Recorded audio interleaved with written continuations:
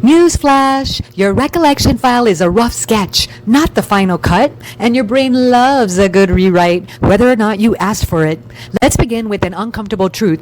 Your memory is not a recording device. It's more like a storyteller with a flair for dramatics. It doesn't matter how confident you feel in what you recall. Your memories are subjective, malleable, and often downright deceptive. Perception isn't proof. Two people attend the same tennis match, same player, same outcome. Yet afterward, one insists the crowd roared during the final serve, while the other recalls complete silence. Who's right? Technically, they both are, in their own minds. Memory is shaped by schemas, the mental frameworks built from our past experiences, values, and emotional states. Your brain isn't archiving objective data, it's interpreting events through a personal filter. Rewritten memories, real convictions. Even more fascinating or terrifying, memories aren't just subjective, they're easily edited. Psychologist Elizabeth Loftus famously demonstrated how just a few leading questions could implant entirely inaccurate memories, even for events witnessed firsthand. In one study, after showing participants a car crash video, those asked how fast were the cars going when they smashed into each other, recalled higher speeds and more damage than those asked with the word contacted. This subtle wording change altered both their perception and memory of the event.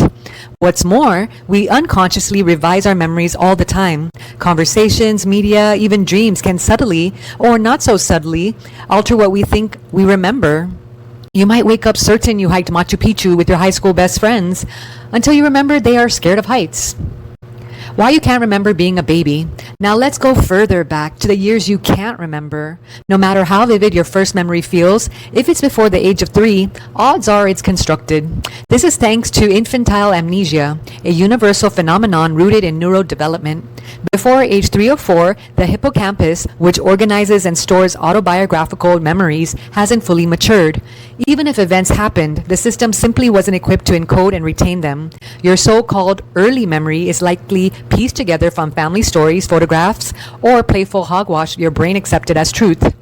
Scent, the memory time machine. Of all the senses, smell holds the most direct line to memory. That's not poetic, it's biological.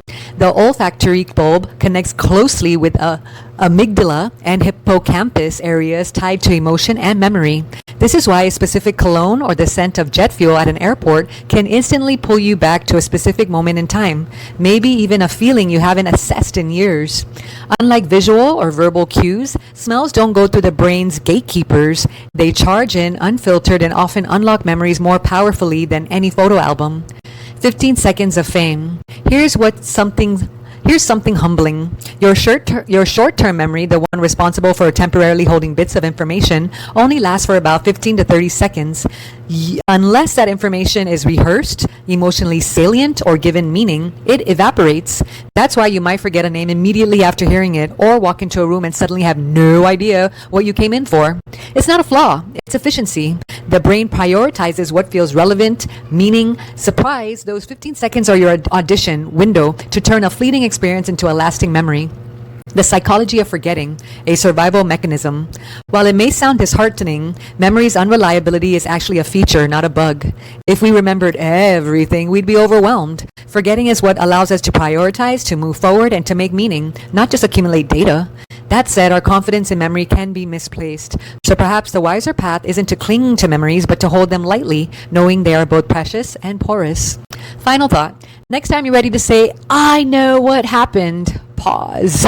What you may know is really what your brain interpreted, reinterpreted, and stored imperfectly over time. Memory is incredible, but it's also emotional, imaginative, and sometimes mistaken.